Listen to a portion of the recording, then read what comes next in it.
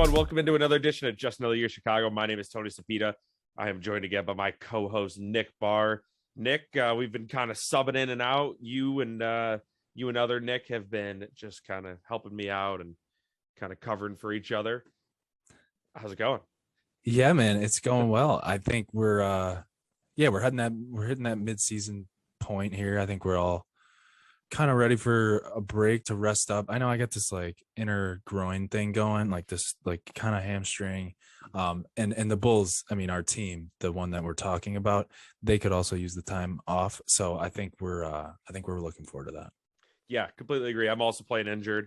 Got a little, I don't know what the heck happened. I was just driving home and my eye just started acting up. So I got a little bump on my lower eyelid. So don't judge me too hard over here. But so obviously, speaking of injuries, it's kind of been a weird season so far where we know the Bulls are good. We know our team is really good, but we've been playing without two of our top point guards. Zach's missed time. He's going to miss a little more time, which I think we'll hit on a little bit at the end. And like I said, we're still like first, second in the East, still competing. So we thought we'd just go over kind of just awards for the for the first half of the season and kind of just give recognition to the guys that have really just made it happen for a very unlikely run so far that sure hopefully continues after the All-Star break. We'll see. Depends on when we get a little more info on Zach and his injury probably. But so Nick, do you want to start us off with your first award? Yeah. So, okay. I know this is going to be a huge shock to everyone, but we got to do MVP of the season so far. Now, let's take some wild guesses as to who that might be. Yes, you're right. It should probably be DeMar DeRozan. We got the guy. Nick and I talked about it earlier today, actually. We did a video kind of making a case for DeMar as MVP of the league. Now, obviously, if he's in the conversation for the league, he's got to be the MVP of our team. And I don't think many people will dispute that. Now, obviously, we're playing with kind of, two-headed monster. We got two superstars, two all-stars on our team. But with Zach missing, quite a few games this season, and like you said, we've been injury-ridden throughout, we've really had to lean on DeMar, and we've felt the power of DeMar. Maybe even DeMar didn't realize how much power he had, because he's just playing above expectations this season. 27.9 points per game is ridiculous. Last two games with 40 plus. They're playing the Kings right now. Hopefully he can, do it again. We'll need him. But listen, man, he's the clear MVP so far. We want DeMar DeRozan with the ball in his hands when the game is winding down. It's just that steady hand, the unbelievable efficiency. I highlighted this earlier on the MVP video, but I just want to go through this again because it literally, I can't believe it. I keep looking over it, like digesting if it's real or not, or if it's Michael Jordan, but no, it's DeMar DeRozan. I mean, he like I said, he's the first player since MJ, right, to score 35 points in 6 straight games. I mean, ridiculous, right? So that's not even just Bulls MVP. We're talking, that's what makes his case for the whole league MVP. So we got, so just listen to this real quick, Tony. So the record setting February 6th, 45 points, 60% from the field. The next night, 38 points, 59% from the field. 2 nights later, 36 points, 68% from the field. That's insane. You're making almost 7 out of 10 buckets. Like that's ridiculous in the NBA. 2 nights later, 35, 64%. I mean, it's becoming normal. It's like, as the words are coming out of my mouth, I'm like, I feel like I'm not even doing us any justice. So clearly he's our MVP for the first half of the season. I don't know where we would be, Tony, without DeRozan. I mean, especially given Zach's injuries. I know we've improved as a team, definitely, even without him. Like if he wasn't in the picture here, I think we would be an improved team from last year. It's not saying a whole lot, but I think it's safe to say we have no idea where we would be in the standings if it wasn't for DeMar DeRozan. I think we would be pretty far down. And look at us now. I mean, we're sitting second place, solid second place, teetering on the first place line, going into the break. So you got to give it away. Got to give it up to DeMar, man. Yeah, I think this one's pretty unanimous. I think if Levine had played every game, more or less, obviously, even DeMar had a couple games off, of course. But if Levine plays more or less every game, I think he could have potentially done some stuff to actually push for or Yeah. push his name into that discussion, which is funny because, like you said, that would have also put his name in the discussion for MVP of the league too. Right. So right. it's such a, like I said, the season is just so weird so far. I just wanted to say one thing before I go to my most improved player, that DeMar's efficiency in these, what is it, 6 straight games, right? 6 straight games. His field goal percentage is the same as like guys like Rudy Gobert, who just stand up and just drop a ball, like ball into the basket. He is shooting long twos, the quote unquote worst shot in the game. You never take that shot ever. It's a 3-er, it's a dunk. And he's doing that with a foot inside the 3-point line. It's a great point. 68, 60+%. I was there on Monday night. I actually wore my, we'll get to it in the ad. I wore my bench mob shirt and, it was a little excited. People were, standing up. Beer was flying on some of the big shots. So it got a little dirty and I forgot to wash it until today. So that is why I'm not wearing it. But let me tell you, the UC was absolutely rocking. Nobody deserves it more than he does. So my first award of the night will be most improved player. And it's got to be specifically Lonzo Ball's 3-point shot. I know he's been out specifically just the 3-point shot. Yeah. That player. Yes. Yeah. I know he's been out for a bit. And there's guys that, you could probably argue it's like, you could say Ayo, but it's just also his rookie year. We're not going to bring it back from college or whatever. This one is more just, I think I know I forgot until I really went through the stats. I forgot how incredible he was shooting until he got hurt, of course. His 3-point, he is hitting 42% of his 3-pointers. Obviously, a little bit smaller sample size than people that have played the entire first half of the season. Right. But for a guy that I know, I was worried about getting him over the offseason because I was like, I don't think he can shoot. He had like the weird like cross body. Sorry if I covered up my mic there. He had the weird cross body like throw at the rim. Completely remade his shot. And that's beautiful. He came into the seat. Yeah. So I was just about to, the fact that I just recalled that off the top of my head, Nick also wrote down the exact same thing, that he changed his shot over the offseason from being so bad to what it is now. That's just incredible. He surpassed all expectations, shooting a whole 5% better from 3. Doesn't sound like a ton now that I say it out loud, but that's like, it's hard. Yeah. It's hard to improve that much, right? On a 3-point shot. And like, and he's still young, but he's played in the league now for what, like 5 or 6 years. Mm-hmm. And it's like, and you can literally look at the stats. Like he improves his shot every single year. Now, so I know, Lonzo, if you're listening, dude, and I know you are, I'm sorry. I know this isn't like the most fun award, back in like high school, if you got most improved player, you're like, well, you kind of hang your head, but you shouldn't, you really shouldn't. It means like, it shows that you're actually trying to improve your game and it's working and people are noticing. Is very, very, cool, prestigious award, I think. Yeah, so, it's Lonzo, remember that. Yeah, most improved, definitely, before you get to yours, Nick, is definitely has that connotation of like, hey man, like you haven't gotten in the game in 2 years, right, and then you got in for like a couple games this year, right? You definitely get most improved. No, he went from a quality starting point guard to there's a point, some of those stretches, a true superstar point guard in this league. And then that's why it sucks so bad he got hurt, that he's been out for so long, because I think people were going a little stir crazy going into the deadline, forgetting just how dominant he was at the start of the year for us. So Nick, sorry about that. Go ahead to your second and final award potentially. Yes.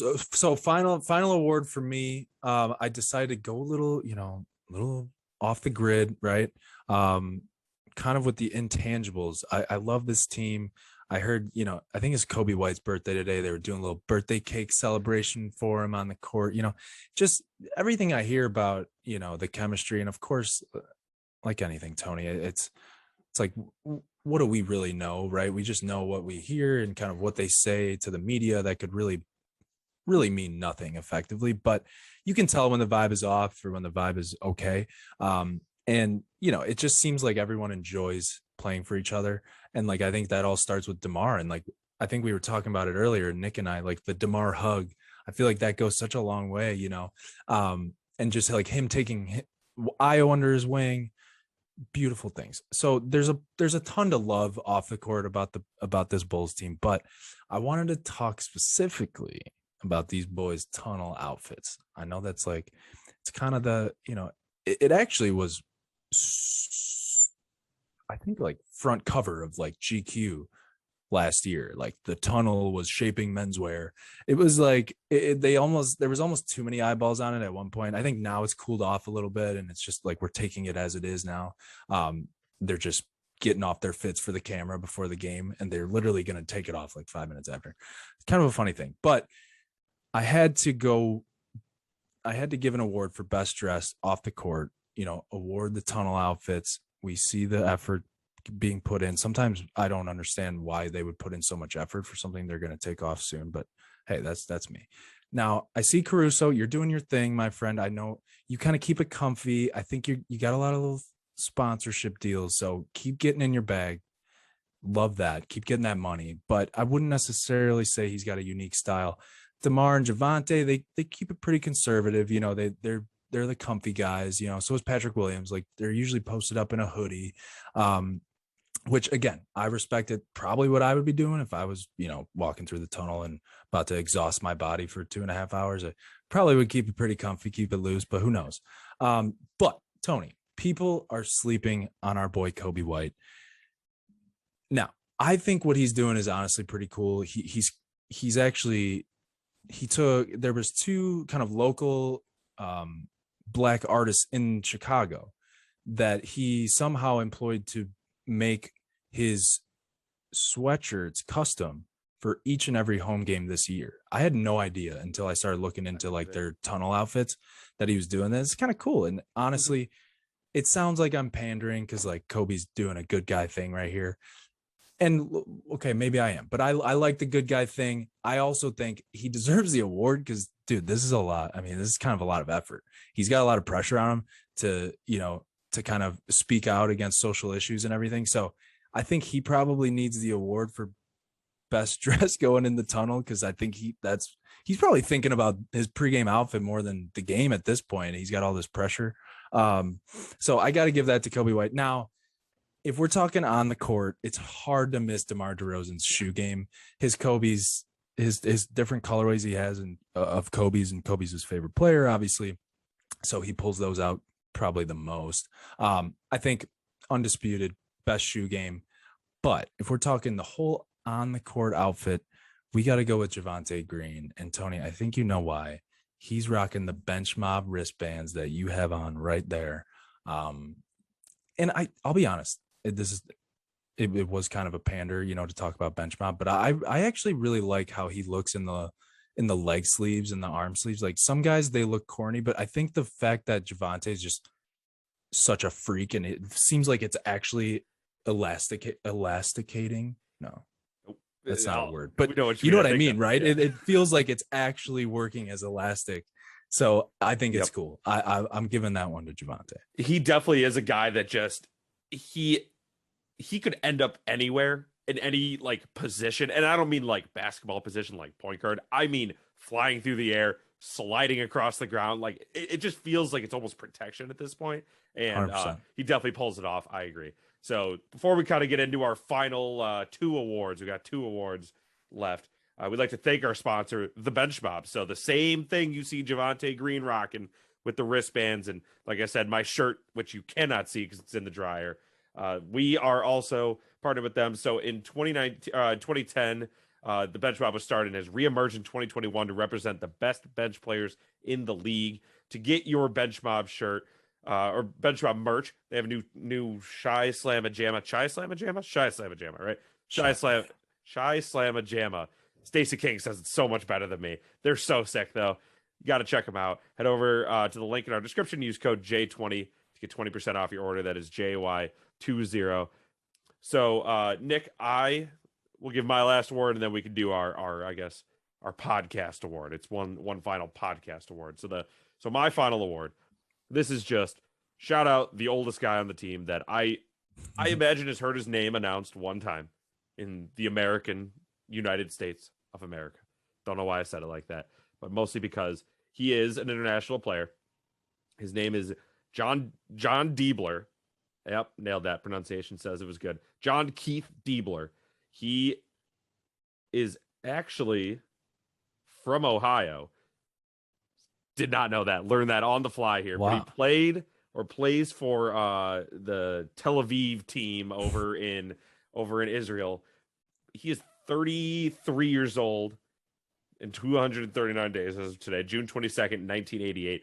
We own his draft rights from 2011. He was drafted, I guess you can, if you want to call it that, in 2011.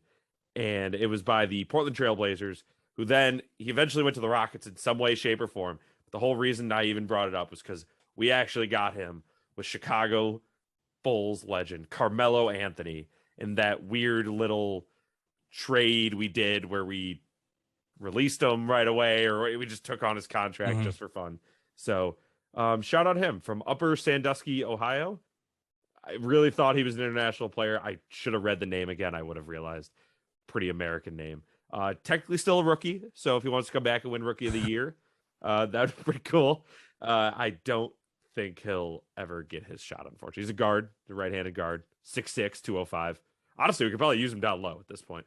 But yeah, so that's my that was my word. That was just crazy. I was going through Basketball Reference, and I was like, that's wild. Do not know this guy. So there's a bunch of guys with their draft rights who never got to see their chance, all really old. If you go through it on Basketball Reference, it's kind of cool. So Nick, how about you finish with an actual good award? Unlike mine. No, that I enjoyed that. I enjoyed that. Speaking of 6'6" guards, Tony, I suppose Ayo might be 6'5", and there it goes. I just spoiled it, but so good job. We got Mobber of the year so far. Parentheses. Mobber of the year so far. So bench mob. Now, this is a little convoluted. There's probably a lot of ways you can go with this one. I would welcome plenty of arguments, but I think it's tough not to give it to Ayo at this point. I know he's been our starter for the past couple months because of the injuries, but technically he's coming off the bench. I mean, we didn't even know if he was going to be on the Windy City Bulls or not at the beginning of the year. So he's definitely a bench mobber at heart. I think we'd be remiss if we didn't give the award to him. I mean, it's tough not to give Caruso some shine. He was like basically leading the league in steals at one point. And he's technically coming off the bench too. I know he's also had to start a lot because of our injuries too. So it's kind of convoluted, but Ayo's the one that's exceeding everyone's expectations. I think quite a few players are, but not to his extent. He's averaging like 8 points a game on the season, but keep in mind, he's had these big, 15, 16 point surges that we need. And he's been playing at the end of the fourth quarters. I mean, he's playing like a true vet. He's helping close out some of these games with DeMar. Him and Vooch have developed a pretty awesome chemistry. So you can't not give it to the kid, Ayo. Yeah, I completely agree. The only reason he's probably not starting tonight or yesterday when you're watching this is just because Kobe White's going on an absolute tear. And he's been playing like 30. He'll play like 30 plus minutes now. And I think his per game scoring is definitely brought down by the fact that, when he first started playing, or even when he first, was starting, because we had so many injuries, he just wasn't ready to score, 15 points in the NBA, right. Which, that's kind of a tough ask. Like you said, for a guy that's like, we drafted him second round, but it's kind of just because we didn't have a first round pick, and he's just from Chicago, I guess. And now he is, literally leading us to keeping us in a top 2 position in the East. So agreed. I think that's fair. Javonte Green, another honorable mention for that, not just because he rocks the bench mob stuff, but because he embodies bench mob. Dude, he does. Jumps through. Just what a sick layup he just had right there. That was incredible. Talk about timing. You know what? Now I'm kind of regretting it, but no, we're sticking to it. No, Ayo deserves it. Javonte, he's been starting since he's been starting so preseason much. Technically, right? Because Patrick Williams. So he's got the bench mob energy for sure. But I think I might have to relegate him to starter. So, But either way, I guess that'll do it for our awards episode. Thanks for watching, guys. We really appreciate it. it looks like the Bulls are taking care of business against the Kings. So hopefully we'll get one more win here right before we head into the All-Star break. Zach Levine is hearing clicking in his knee a little. I forgot. I probably should have talked about that. I read from one guy who claims to be a doctor on Twitter that it just takes some rest and recovery, and it eventually goes away. It's not career ending or anything. It can lead to bad stuff as long as you don't. But if you rehab it, then you're good. So we're good. But yeah, we'll be all right. With that, that'll do it for this episode of Just Another Year Chicago. My name is Tony Spina. Thank you again to my co-host Nick Barr for joining. Thanks for tuning in, everyone. Till next time, Bulls fans, keep seeing red.